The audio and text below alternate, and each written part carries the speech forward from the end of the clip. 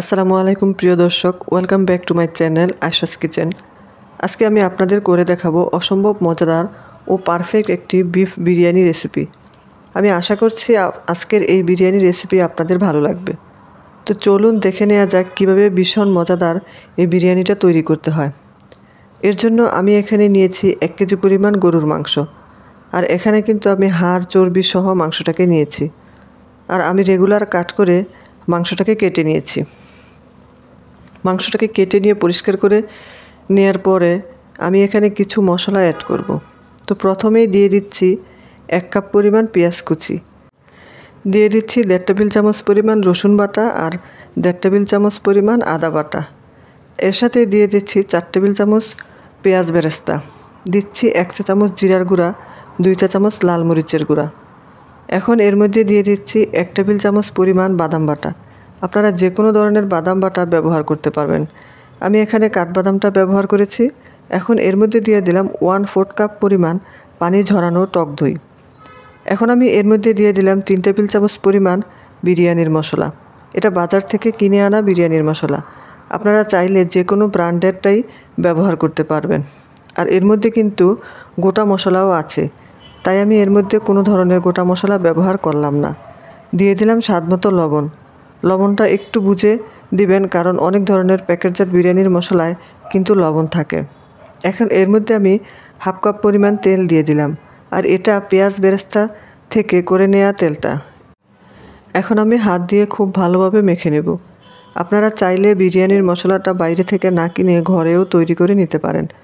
তবে যেহেতু বিরিয়ানির মশলাটা সহজলভ্য, সেজন্য আমি এখানে কিনাটা দিয়েই করে দেখালাম। এবার এটাকে 1 ঘন্টার জন্য ম্যারিনেট করে রেখে দেব। হাতে সময় না থাকলে আপনারা চাইলে ম্যারিনেট না করেও রান্নাটা করতে পারবেন। 1 ঘন্টা পর চুলায় আমি একটা হাঁড়ি বসিয়ে দিচ্ছি। এবার এর মধ্যে ম্যারিনেট করা মাংসটা দিয়ে দিলাম। মাংসটা দেওয়ার পর চুলার জালটা ধরিয়ে দিয়েছি। চুলার জালটা ধরিয়ে দেওয়ার পরে এবার ঢাকনা দিয়ে ঢেকে চুলার আঁচটা মাঝারিতে রেখে আমি প্রায় 7-8 মিনিটের মতো জাল করে নেব। 7-8 মিনিট পরে আমি এখন ঢাকনাটা খুলে নিচ্ছি। আর ঢাকনাটা খুলে নেওয়ার পরে আমি সব কিছু নেড়েচেড়ে মিশিয়ে নিচ্ছি। সব কিছু ভালোভাবে মিশিয়ে নেওয়ার পরে আবারও ঢাকনা দিয়ে ঢেকে 7-8 মিনিটের মতো মাঝারি আঁচে রান্না করে নেব। তো আবারও ঢাকনাটা খুলে নিলাম। মাংস থেকে কিন্তু যথেষ্ট পরিমাণ পানি বের হয়েছে। আর এই পানিটা দিয়ে মাংসটা সিদ্ধ করে নেব। তবে আপনারা যদি এক্সট্রা পানি দেওয়ার প্রয়োজন মনে করেন তাহলে ব্যবহার করতে পারবেন। এবার ঢাকনা দিয়ে ঢেকে দিলাম। আর চুলার আঁচটা একেবারে লোতে করে মাংসটা পুরোপুরি সিদ্ধ হওয়া পর্যন্ত অপেক্ষা করব। তো মাংসটা এখানে সিদ্ধ হতে থাক, এই ফাঁকে আমি চালটা রেডি করে নিই। তো বিরিয়ানি রান্না করার জন্য আমি এখানে নিয়ে নিলাম মেজারমেন্ট কাপের 3 কাপ পরিমাণ কালো জিরা পোলাওয়ের চাল। চালটাকে এবার আমি পানি দিয়ে ভালোভাবে ধুয়ে জড়িয়ে নিয়েছি। আর বিরিয়ানি রান্নার জন্য পোলাওয়ের চালটাকে ধুয়ে এভাবে 10 থেকে 15 মিনিটের মতো জড়িয়ে রাখবেন। এতে করে বিরিয়ানিটা অনেক ঝরঝরে হবে। তো এদিকে আমি মাংসটাকেও চেক করে নিচ্ছি। মাংসটা কিন্তু প্রায় সিদ্ধ হয়ে এসেছে, আপনারা দেখেই বুঝতে পারছেন।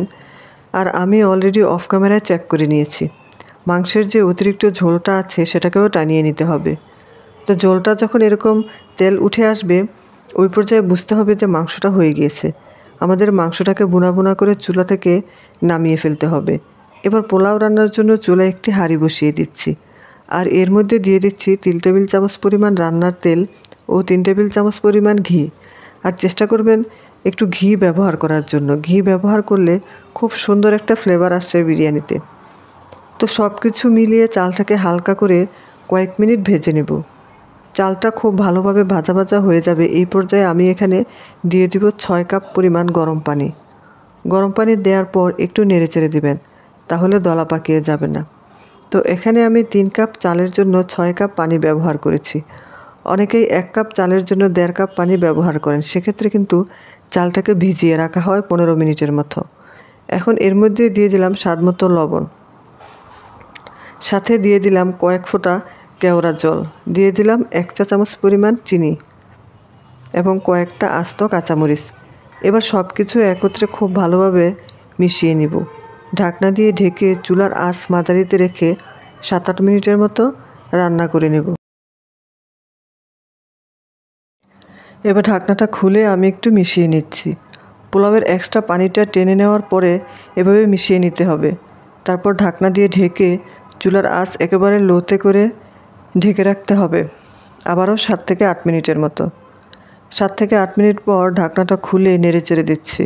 আর পোলাওটা কিন্তু অলমোস্ট হয়ে এসেছে। দেখতেই পাচ্ছেন পোলাও কতটা ঝরঝরে হয়েছে। সব কিছু ভালোভাবে মিশিয়ে নেওয়ার পরে এবার চুলার জালটা আমি বন্ধ করে দিয়েছি কিছু সময়ের জন্য। এখন আমি যেটা করব, এখান থেকে অর্ধেকটা পরিমাণ পোলাও তুলে নেব আর অর্ধেকটা হাঁড়িতেই রেখে দেব। এখন বাকি যে অর্ধেকটা হাঁড়িতে রেখে দিয়েছি এটাকে আমি এখন ছড়িয়ে দিচ্ছি। ছড়িয়ে দেওয়ার পর এখন এর উপরে আমি কিছুটা পেঁয়াজ বেরেস্তা ছিটিয়ে দিচ্ছি। এখন আমি এখানে দিয়ে দেব কয়েকটা আলু বোখারা আর কয়েকটা কিশমিশ। এখন এর উপরে আমি দিয়ে দিচ্ছি সেই রান্না করে রাখা মাংসটা।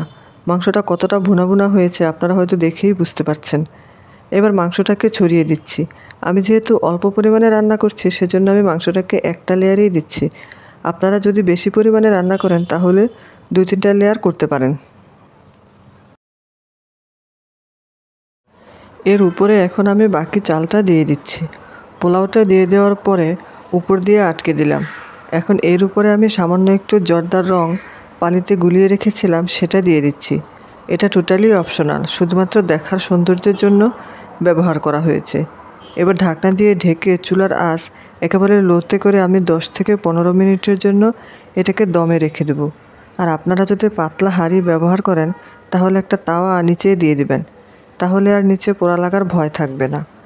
আমি প্রায় 15 মিনিট দমে রাখার পর সব কিছু এবার মিশিয়ে নিচ্ছি।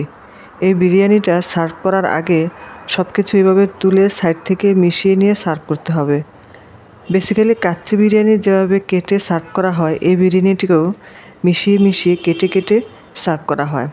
আপনারা দেখেই হয়তো বুঝতে পারছেন যে বিরিয়ানিটা কতটা ঝরঝরে ও পারফেক্ট হয়েছে।